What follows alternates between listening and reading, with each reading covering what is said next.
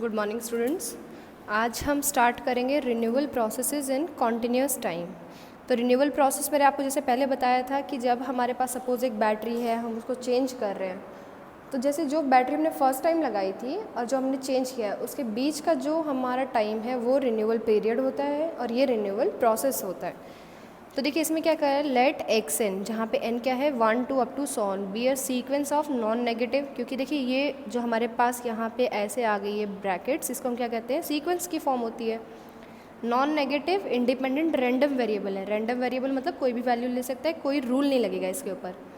Assume that probability that x n is equals to 0, कि इसकी क्या प्रोबेबिलिटी है वो रहेगी less than 1, and that the random variables are identically distributed and are continuous। जो ये random variable है x1, x2, x3, ये कैसे है, आइडेंटिकली डिस्ट्रीब्यूटेड है। इसका मतलब जो x1 है, x2 है, x3 है, सब के ऊपर सेम ही डिस्ट्रीब्यूशन लगेगा, अलग अलग टाइप के डिस्ट्रीब्यूशंस नहीं लगेंगे।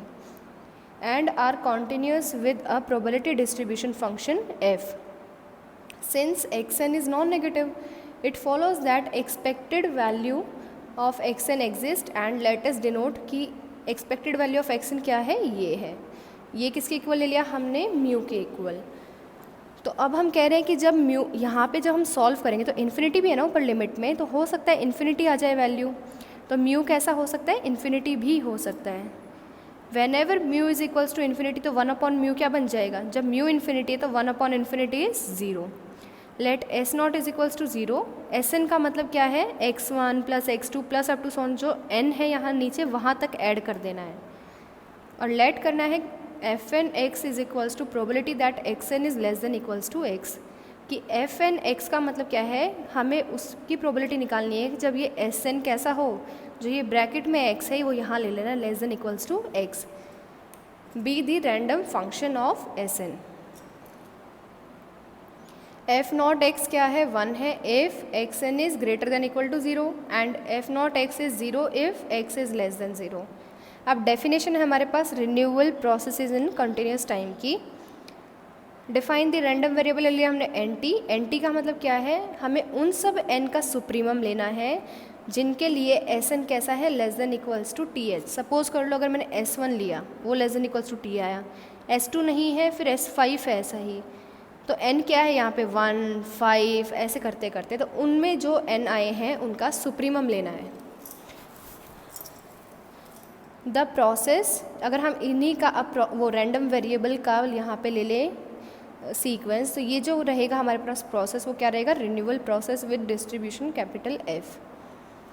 नेक्स्ट देखिए हमारे पास कि हम कह सकते हैं the sequence of random variable Sn constitute a renewal process with this, कि हम कह दें ये वाला या फिर एस एन दोनों सेम है।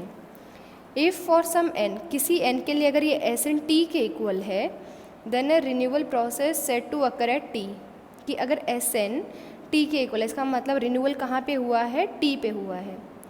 एस एन क्या देता है हमें, S n give the time of nth renewal, कि कब हुआ है, मतलब 1 घंटे बाद हुआ है, 2 घंटे बाद हुआ है, कब हुआ है रिन्यूअल, ये बताता है। And is called the nth renewal, क्योंकि s के नीचे n है, इसका मतलब nth बार रिन्यूअल हुआ है। The random variable capital N t gives the number of renewal occurring in 0 to t।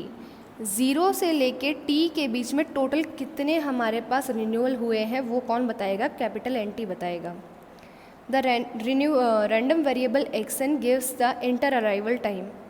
X n क्या करेगा, दो हमारे जो रिन्यूअल है उनके बीच का टाइम बताएगा। एक्स एन किसके बीच का बताएगा, n माइनस 1th जो हुआ था रिन्यूअल और nth के बीच का। इसका मतलब x2 किसके बीच का बताएगा, जो फर्स्ट रिन्यूअल हुआ है और सेकंड रिन्यूअल हुआ है उसके बीच का जो इंटर अराइवल टाइम, मतलब बीच का जो टाइम है वो बताएगा। The inter arrival times are independently and identically distributed. When they have common exponential distribution, we get Poisson process as a particular case। कि जब हम देखेंगे कि ये कॉमन हमारे पास पॉइजन के लिए क्या देखा था हमने, e⁻⁻ आता था, तो इसने यही कहा है अगर एक्सपोनेंशियली डिस्ट्रीब्यूटेड है तो हम क्या कहेंगे कि इसका पर्टिकुलर केस बन जाएगा कौन, पॉइजन बन जाएगा। फिर देखिए इसी में आगे इसने एग्जाम्पल्स बताए हैं एग्जाम्पल क्या बताया, सपोज़ कर ले हमारे पास एक बल्ब है, तो बल्ब क्या हो सकता है, या तो वो चल रहा हो या फिर वो ख़राब हो गया हो। तो जब एक बल्ब काम कर रहा है पूरा, तो हमने क्या कहा है कि जैसे ही एक इलेक्ट्रिसिटी बल्ब ख़राब होगा, उसको हम वहीं के वहीं रिप्लेस कर देंगे न्यू से। तो इसको हम क्या कहेंगे, ये कैसा है, ये इसका एग्जाम्पल है कॉन्टीन्यूस टाइम का, renewal process in continuous time. ऐसे ही हमारे पास सेकंड में क्या आता है कि हमारे पास एक फैक्ट्री है, उसमें कुछ सामान बन रहे हैं, और जैसे ही एक ऑर्डर पूरा होता है वैसे ही दूसरा ऑर्डर शुरू हो जाता है। तो कॉन्टीन्यूसली चल रहा है ना, एक हुआ ख़त्म तो दूसरा वहीं से शुरू हो गया है, तो इसलिए renewal process in continuous time हो जाएगा ये। यहाँ तक आप पढ़ के देख लें।